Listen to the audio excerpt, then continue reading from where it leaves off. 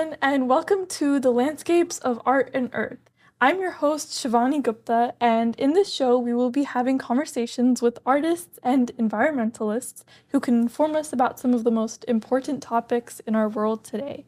Today, we are joined by Jayna Dies, a Senegalese American artist who is a student at USC pursuing a Bachelor of Arts in Art and graduating this semester. Today, we will be talking about her work, the themes she explores, and her journey as an artist. So, thank you so much for coming on today. I wanted to start off by asking, when and how did you begin your journey as an artist? Well, first of all, thank you so much for having me. I'm really excited to be here. But for art, I've honestly always been drawing. It started more with inspiration from like cartoons and animations that I would watch growing up. But I think it was high school when I really started to take art seriously, and that's when I got into painting. And now that's like kind of my preferred medium. But I always had so many creative ideas as a kid, and I just found that art was my outlet to kind of release them. That's amazing. Um, how have how has your experience being an artist in college versus like the transition from high school to art in college, what has that been like? Honestly, the transition was kind of night and day. In high school, I think I was just more of in my experimental phase. I was playing with drawing, I did a little bit of painting, I tried sculpture, found out that that definitely wasn't for me. So I think when I came into an undergraduate program, I had all of these ideas that were all over the place. But then once I had more directions from professors, I kind of knew the focus and angles that I wanted to take.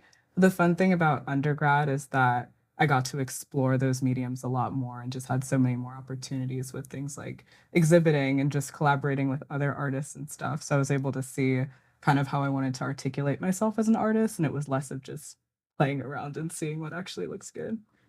That's amazing. And that's a perfect segue into my next question, which is how did you, or actually, what are some of the themes that your artwork currently focuses on today? Today, I'm very much interested in gender, sexuality, and race, and also just the intersection of all of those themes. Anything that has to deal with intersectionality and just this experience of being a Black female, but also being a Black female with ties to Africa as a Senegalese American, but was raised in the States. So my relationship with Senegal is a little bit estranged. So all of those things kind of amalgamate into one experience. And I think that's what my art is about. It's showing how Blackness and femininity is something that's holistic and not separate fields. So just kind of my own personal experiences, but then I'm minoring in culture, media, and entertainment. So I pull a lot from like Black theory and feminist theory and gender and queer theory and all of that kind of stuff. So merging academia with personal experiences is kind of the route I've been taking. And was this a like was it over a few was this like the, as you said, amalgamation of, did it all kind of come together, or was this a theme that has been sitting with you for some time? I think a mixture of the two. Like the things that I was playing with at the beginning of my artistic career was very much about Blackness and this idea of like the fetishization of the Black female body and just kind of feeling objectified. But then I started to make work that was more about reclaiming that kind of power. And then the more time I sat with that, I think I was thinking about myself in the micro scale instead of like the macro, which is what I used to focus on. So when I was like looking more internally, like I was thinking about my own culture and my relationship to myself and my own sexuality and my femininity. So that ended up being the amalgamation of all of those kind of bigger ideas into something that was more focused and honed in and specific to me. Thank you. Thank you. How would you describe your artistic practice today, in terms of the materials you use and your process? Today, I mostly focus on painting, oil paint. I do my base in acrylic now, which I found is easier because oil is just so difficult to go straight into for me personally because acrylic dries really fast. So I use that as my sketch, and then I go over top with oil for the coloring and the details. I'm also really interested in playing with texture now, so I go really thick with my gessoing. I'm experimenting with impasto and using molding paste, so I have like three-dimensional texture in my pieces, just because the work that I deal with, I feel like is so tangible and personal that I want the paintings to also look physically tangible and have that kind of three-dimensional raise from the two-dimensional canvas. I've been also experimenting with performance art, which has been so amazing to be in my body again because I'm an ex-athlete and it's so strange not to use my body anymore. So to merge that with art has honestly been really, really great. And I'm excited to keep playing with performance, but mostly painting and performance now. And as an artist, it's funny because I do feel creative, but I'm also a creative that has to plan everything. I'm not like a spontaneous or abstract artist in any way. I plan everything to a T from what materials I'm going to use, what the themes are going to be, what the subject matter is going to be. So lots of planning, and then I just kind of bust out the work. That's amazing. Um, and I had the opportunity to see some of your performance work on your website. And I would love to learn more about how has the transition, or how have you kind of merged being an athlete, a former athlete, and an artist? How have those come together? Yeah. Oh, that's a great question because I always wanted to because as soon as I stopped, I did gymnastics for 10 years and I did track for 5 and I stopped right after I transferred to USC. I transferred as a sophomore. And so just suddenly being thrown into art full time and not having that like counterbalance of something else to do was honestly really difficult. So I knew I always wanted to go back to it in some way, but I didn't know what that avenue was. But I took a performance class with now Bustamante, and Paul Donald is currently my mentor, and he focuses on performance a lot. So just getting that direction from professors and like kind of getting the okay that this is something that exists, the merging between getting in yourself and your body and art was so just validating and honestly really liberating as a practice. When I think about putting my physical self in my pieces instead of just, painting something, I feel like performance for me is a way to show how my body is a form of art in of itself and how I can move and manipulate my body to be something that can be artistic and not just necessarily be a vessel for creating work, but creating work within myself, if that makes sense. Absolutely. Yeah. That is wonderful. I'm so excited to, as you keep exploring that avenue Mhm. of using your body as sorry, using is a harsh word, as your uh, sorry, No, you're good. uh, but um so um in your well, actually, I guess maybe we could talk a little bit about your most recent exhibition, which happened at the Helen Lyndhurst Fine Art Gallery at the Roski School of Art. So could you tell us a little bit about what were the themes of this most recent exhibition? And I guess we'll start. Yeah.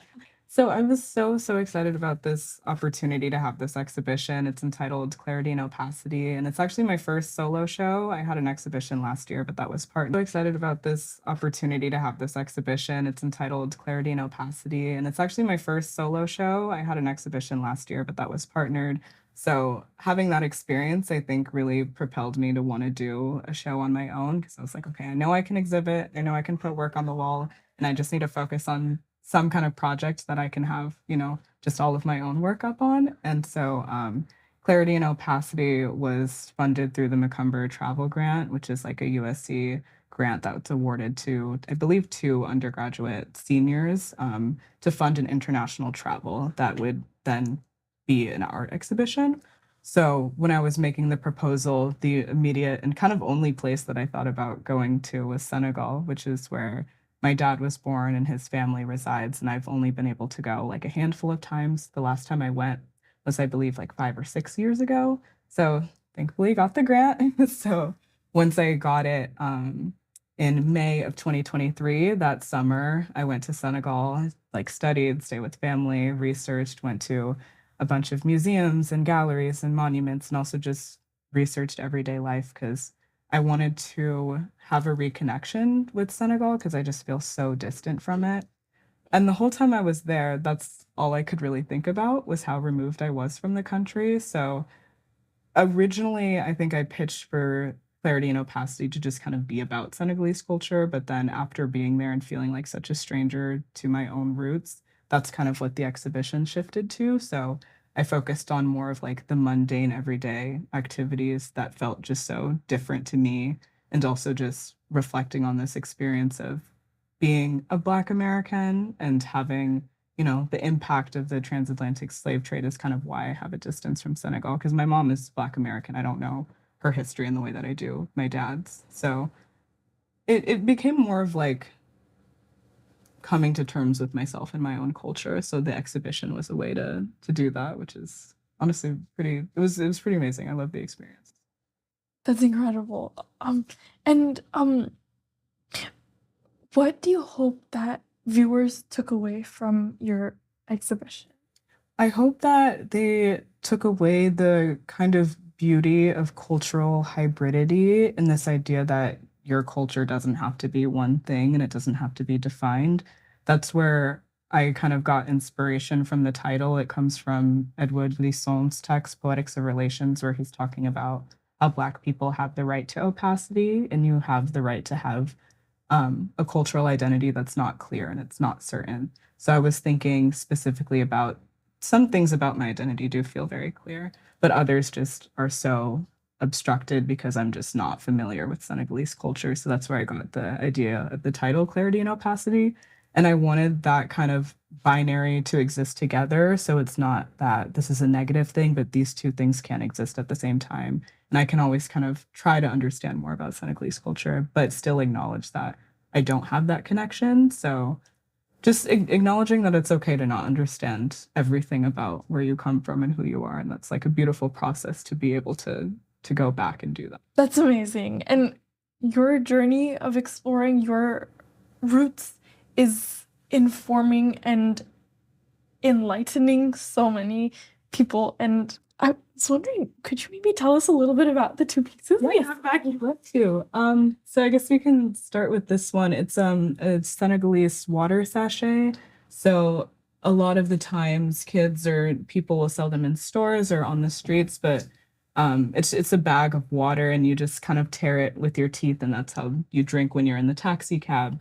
And kids are like selling them through the windows and stuff, but it's just such an everyday thing there. But another thing where I was just like, you never see this in the States. People would be walking around with like a hydro flask or a water bottle, you know what I mean? So it became about these kind of everyday mundane objects that I wanted to depict for the exhibition. And I was also interested in not using just the traditional canvas. I wanted Senegal to not come through in just the painting, but the materials as well. So I actually purchased fabric from the markets near where my family lives. So that's actually the canvas for the background of this piece is fabric that I purchased when I was in Senegal. That's amazing. Oh my Thank you. God, that is so exciting. It was really fun to learn how to paint on a new surface.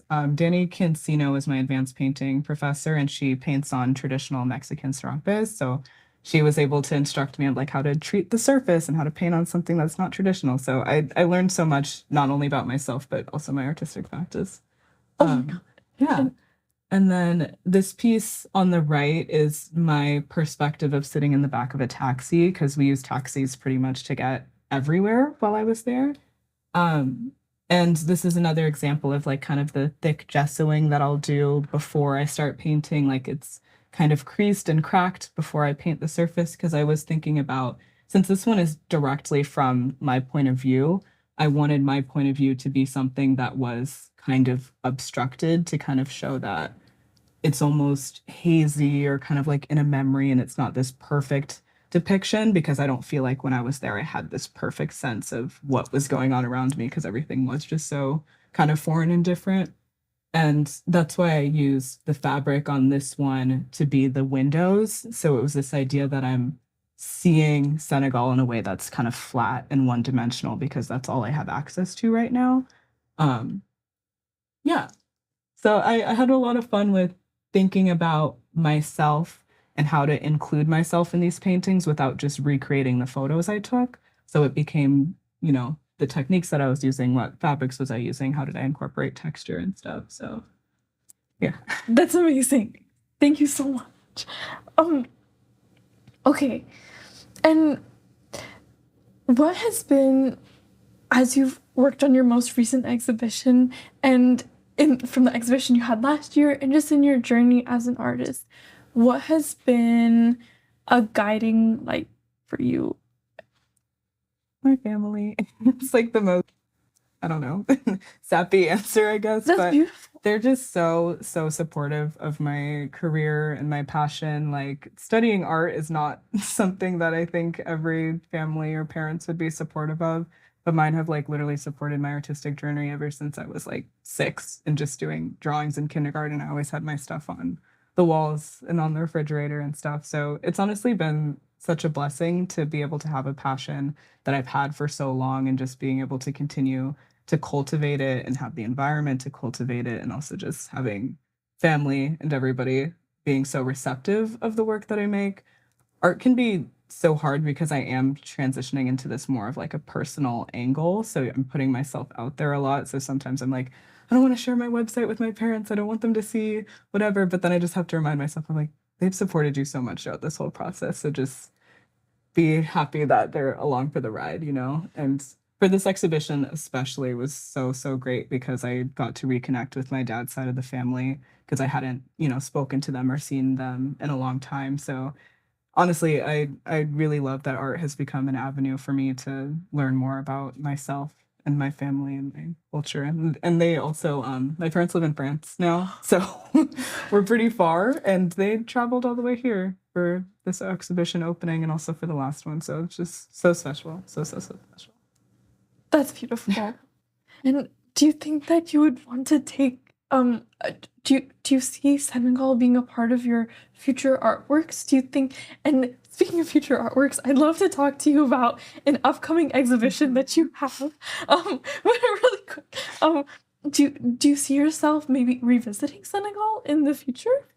Absolutely. One of the things that I had to think about with this exhibition and the last one is that I have so many ideas, but so little time to execute them.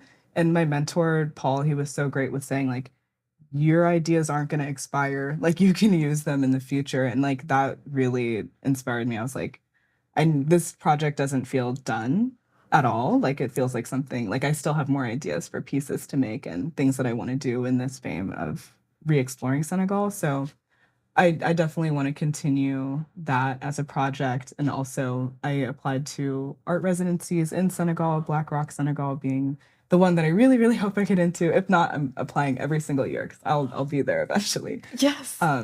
But yeah, I want to keep doing research there and specifically making artwork as a result of that research. So, That's amazing. And as you know, at the right time, I believe in divine timing. me too. Yes, thank you. And could you tell us a little bit about Whispers from the Corner of My Eye happening in Venice next month? So that is a group exhibition. Last year, around this time, I applied to be a part of it. Essentially, we're going as a class. There's, I believe, 14 of us exhibiting, um, and we're doing a collective group show at the Palazzo Mora, which is really close to the Venice Biennale. So as a class, we're going to be able to exhibit our group show and then also attend the Venice Biennale. We leave the day after graduation. We'll be in Venice for 10 days to both see our exhibition and attend the Biennale. But last semester is the fall semester is when we spent making the work for the exhibition, and our works were shipped last month and they're currently being installed. And I believe that in the next few weeks it'll be on view, but we're going as a class to see it in May. Oh my God, that is so exciting. Very excited. I'm very excited for you, and I will keep up with your work. And I just going into your future as an artist, is there anything that you'd like to share, or any takeaways for our viewers? Yeah, I think it's just about how the artistic practice is something that's always changing and always evolving. And I'm excited to see where my art goes as I, continue exploring different facets of myself. I think temporality, where you exist and who you are and when, all of those things influence your artwork and yourself ultimately. So I'm excited to see how my work fluxes and changes because it already has so much. I was born in Oregon, raised in the suburbs of Illinois, went to school in France for a year, and now I'm in LA. And all of those different spaces, I feel like I was not a different person necessarily, but I had a different angle, different perspective. So my art reflected that. So wherever the wind takes me, I'm happy to go. And I'm like excited to see what my work ends up looking like. But the game plan right now is just to apply to as many art residencies as possible, hopefully work doing some curatorial stuff, work in galleries and museums, and then eventually go back to get my MFA in about a year or two. Oh. And hopefully just live off of being an artist. That's the end goal. That's the end. It's gonna be amazing. Thank you. I am so thankful for your time and for your energy and for you coming and being here. It was a blessing to talk to you today. And is there anything that where can viewers find your work?